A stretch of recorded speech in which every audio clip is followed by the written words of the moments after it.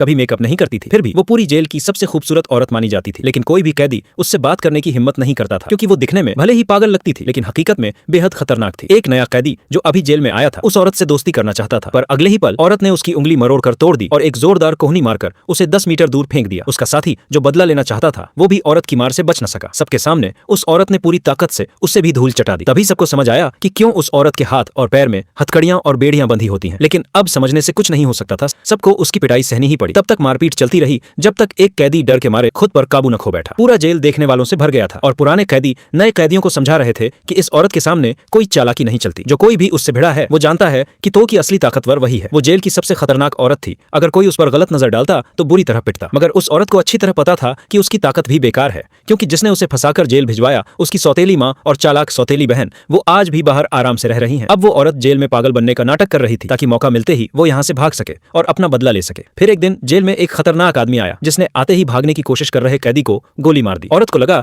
कि ये आदमी उसकी बहन का भेजा हुआ कोई हत्यारा है, तो वो एक कोने में छुपकर और ज्यादा पागल बनने का नाटक करने लगी। उसे क्या पता था कि ये आदमी असल में ऐसे ही मानसिक रोगियों को ढूंढने आया है। उसने औरत को पागल करार दे दिया। 21 साल की, बचपन से ही पागल, लेकिन 18 की उम्र में जाकर इसका पागलपन दर्ज हुआ। उसने कहा, पूरे देश में मुझसे इतनी देर तक आंख मिलाने की हिम्मत सिर्फ इसी लड़की में है। फिर उसने कहा, और किसी की जरूरत नहीं। लेकिन उसके एक आदमी ने कहा, जेल में और भी पागल भरे पड़े हैं। लेकिन उसने फिर से कहा, नहीं, और किसी की जरूरत नहीं, और वो आगे चलने लगा। नेक्स्ट पार्ट देखने के लिए चैनल सब्सक्राइब करो और कमेंट में लिखो पार्ट 2।